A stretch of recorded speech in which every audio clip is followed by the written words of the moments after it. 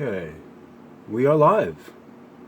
Thank you for being here today. My name is Verte Arbusto, and this is the Schumann Resonance Harmonics channel on Facebook and on YouTube. And it is the 26th of August, 2020. Today's a Wednesday, the day of Woden, and I thank you all for being here today. All right, so this is this is part 4 of my system test. This is running through a browser dump, I've been calling it. It's also like a reading list that people can refer to.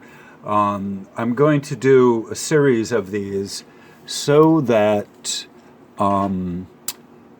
I think there's a bunch of useful information on my browser, things I refer to often enough, and I want a place where I can kind of refer people to the reading list so they themselves can start getting some of this information that I'm pulling out of my ass, basically. Where am I getting the information? What do I know? How do I know it? Here you go. Let me give you the resources, and you can read it yourself.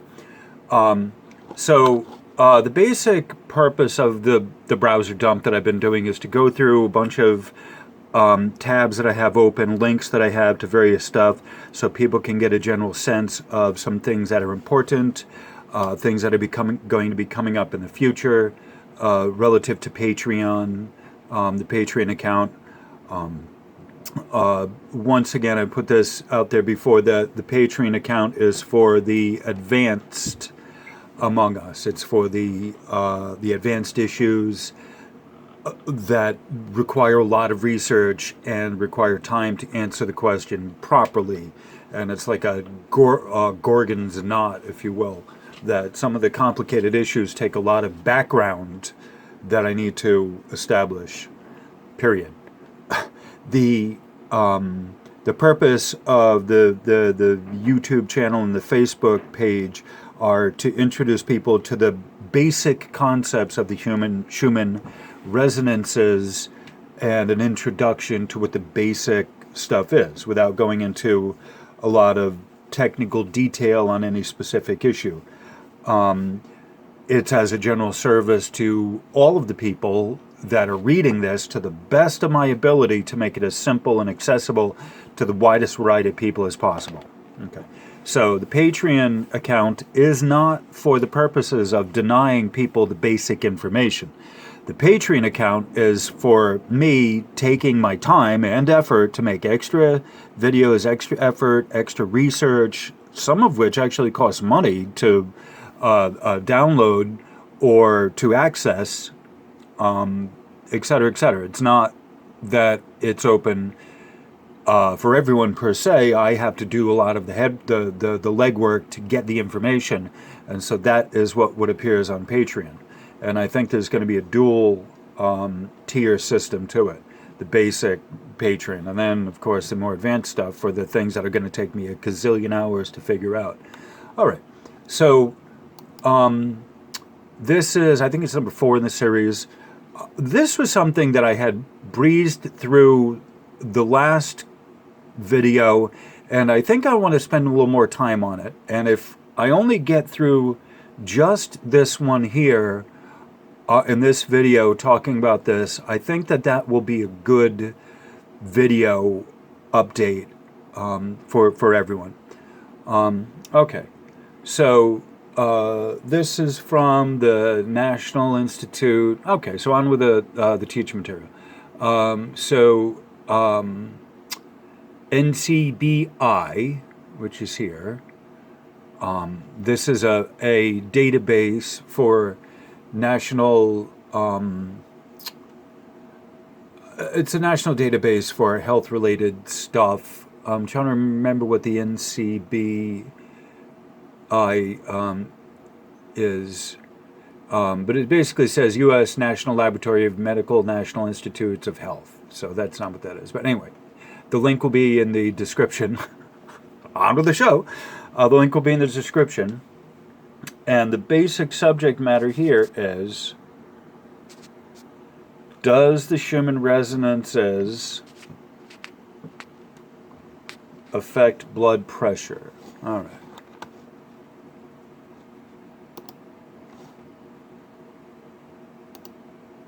Bring this up in size.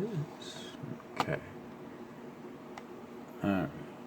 That's a little skew to my view screen. Hold on. Let me see if I can... Okay, we're back. All right. Okay. So, the reference, the citation is Biomed Pharma...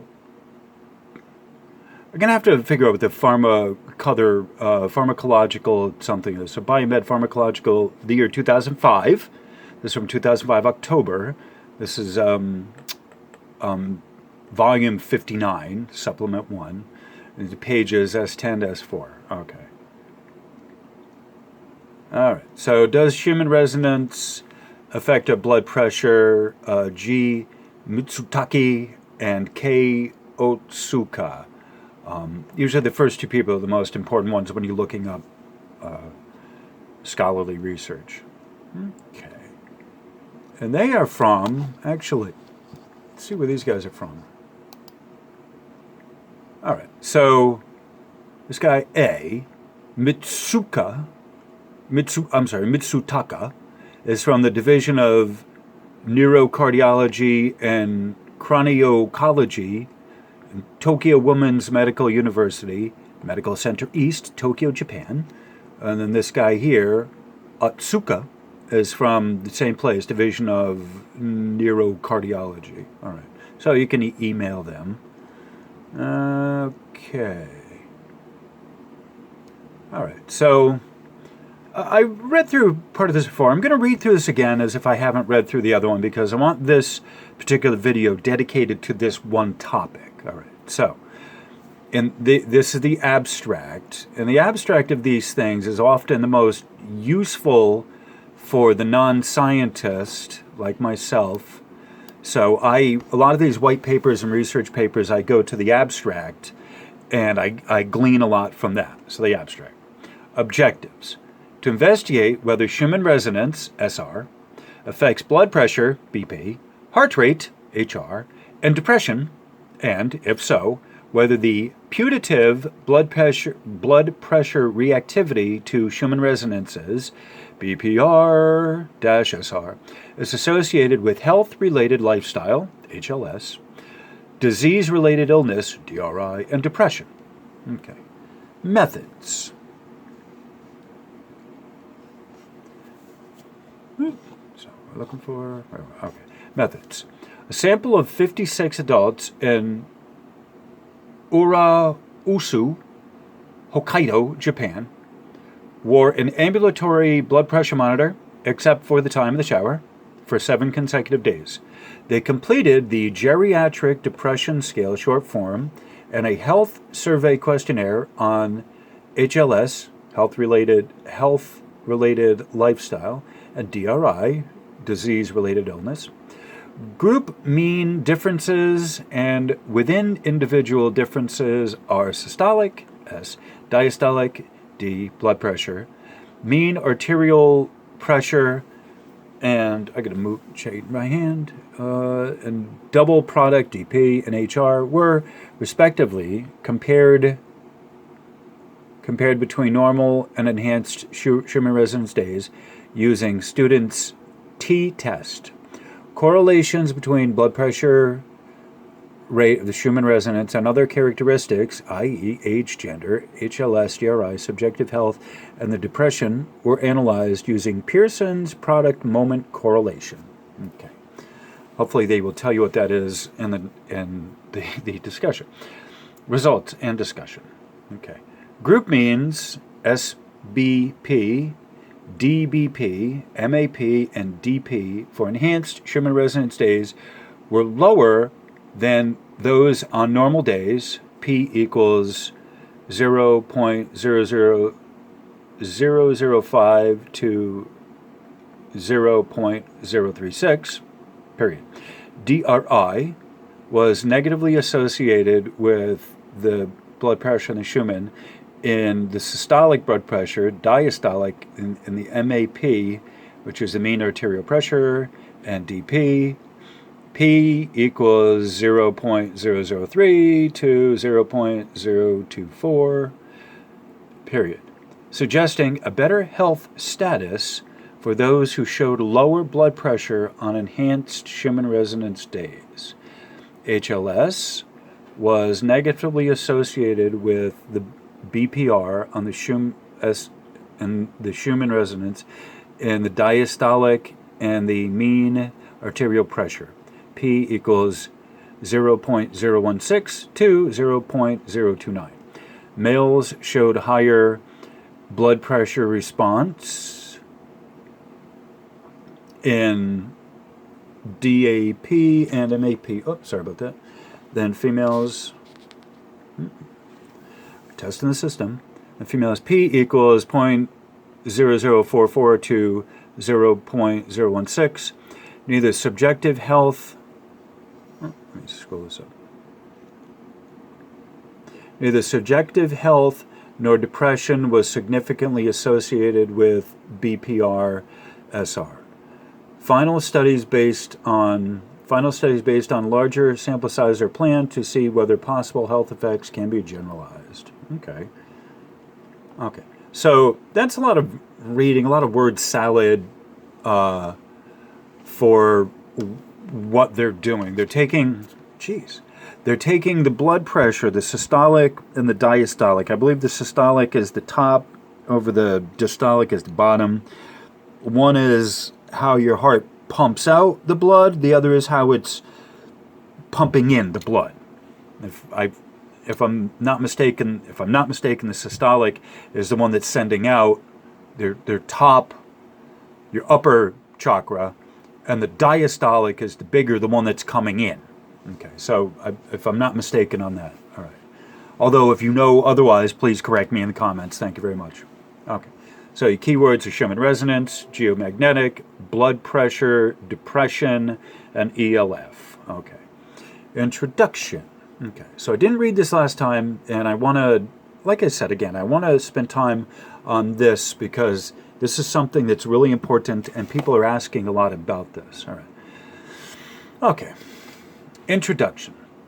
Cases for linking changes in the ambient magnetic field to observable changes in higher life form can be found in the scientific literature. For instance, geomagnetic storms have been found to be accompanied by degradation and destruction of mitochondria and loss of the circadian rhythmicity and the heart rate of rabbits. Reference given. Because the magnetoreception of neural structures should be evolutionarily adjusted to these magnetic fields, humans may also have a special sensitivity to geomagnetic fields. Cite given. In fact, scientific literature suggests that ambient electromagnetic fluctuations, such as geomagnetic activity, may affect our physiology, what's this word? Psychology, thank you, and behavior. Okay, these are citations. For instance, Gion et al., citation given, found significant positive associations between geomagnetic activity and daytime and 24-hour, systolic S and daytime, nighttime, and 24-hour diastolic blood pressure. Although the possible dynamics of electromagnetic activity affecting physiology, psychology, and behavior is still unknown, studies of the blood system of rats exposed to magnetic fields in the frequency band of 0.01 to 100 hertz with magnitudes 5, 50, and 5,000 nanoteslas revealed that magnetic fields at the frequencies 0.02, 0.5 to 0.6, 5 to 6, and 8 to 11 hertz were the most bioeffective. Citation given. Moreover, transcranial applications of 5 hertz electromagnetic field in picotesla (BT) range to patients with Parkinson's disease were found to increase alpha and beta activities as well as the resolution of theta activity in EEG and to improve gait, postural reflexes, mood, anxiety, cognitive, and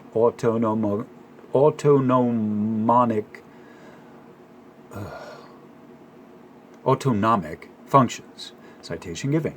Sandike insists that the rapid improvement of the syndrome may be related to the augmentation of dopaminergic and serotonergic neurotransmission that is reduced in chronic patients with Parkinsonian syndrome.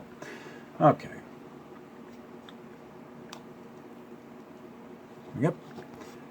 Cherry, citation given, suggests Schumann resonance, SR, which is globally propagated ELF waves, to be the possible biological mechanism that explains biological and human health effects in geomagnetic activity. The aim of the current study was to investigate whether SR affects blood pressure, heart rate, and depression, and if so, whether the putative blood pressure reactivity to Schumann resonances is associated with age, gender, health-related lifestyle, subjective health, and disease-related illnesses and depression. Okay.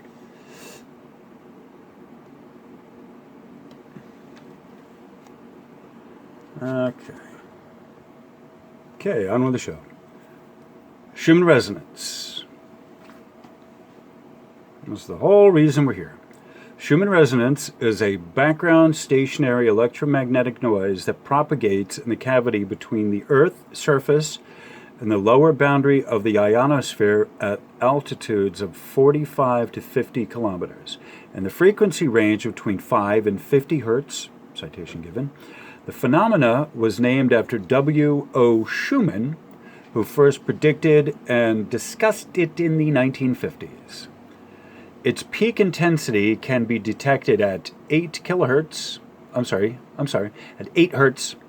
along with its harmonics with lower intensity of 14, 20, 26, 33, 39, and 45 hertz, due to frequency-related ionospheric propagation loss. Okay, citation given. The peak Schumann resonance frequencies undergo a moderate diurnal variation of approximately plus or minus half a hertz, 0.5 hertz. Interestingly, the first four Schumann resonance modes happen to be within the frequency range of the first four EEG bands, i.e., delta is 0.5 to 3.5 hertz, theta is 4 to 7 hertz, alpha is 8 to 13 hertz, and beta is 14 to 30 hertz. Okay. The amplitude of 8 plus or minus half of a hertz, 0.5 hertz, Schumann resonance background signal ranges between 0.5 and 1.5 picotesla to the negative hertz, negative half a hertz, all right, and shows diurnal, all right, I thought that should be diurnal, diurnal and seasonal variations in response to stochastic redistribution of electric activity over the globe and the resultant changes in the local height of the ionosphere at the respective observing heights. Okay.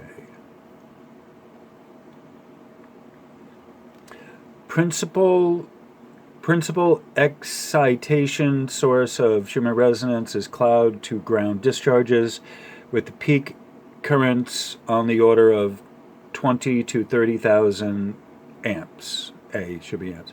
And the discharge rate of 100 times per second.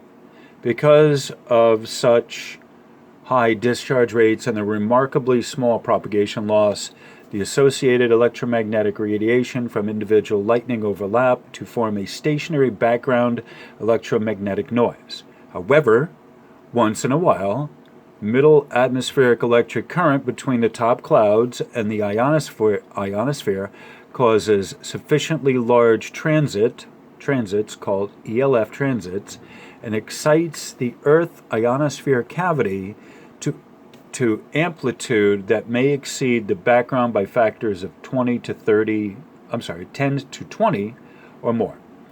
ELF transients have been found to be coincident with transient optical events, TLEs, such as red sprites, i.e. a transient luminous event at 55 to 80 kilometers with the lifetime of a few tenths of microseconds, and ELVs, i.e. which are transient luminous event in the altitude range of 70 to 90 kilometers with the lifetime shorter than 1 millisecond. Other sources of Schumann resonance include the vertical component of intercloud and intercloud discharges. 2, a fluctuating auroral electrojet that flows horizontally within the upper boundary of the cavity at altitudes of approximately 100 kilometers. And 3, ELF whistlers, which are narrow signals believed to originate as plasma drift waves in the dayside magnetosheath and to enter the Earth ionosphere cavity through the polar cusp. Okay. All right, I'll just finish reading this and then I'm going to fade out to music because I have 26 minutes left. There are 3 noise sources that interfere with Schumann resonance.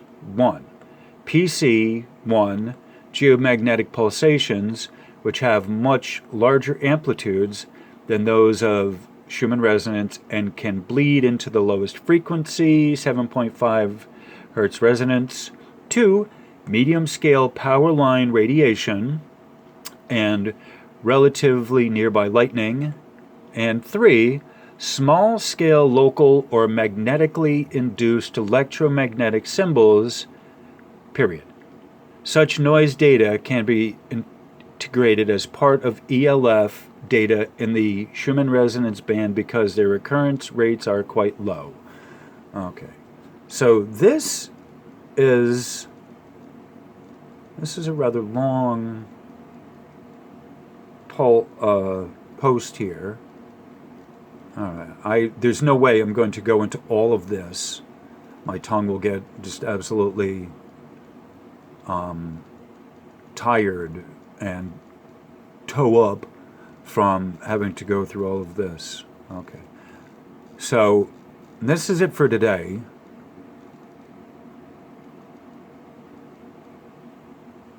But I am going to scroll through this as I fade out to music. All right, Maestro, please.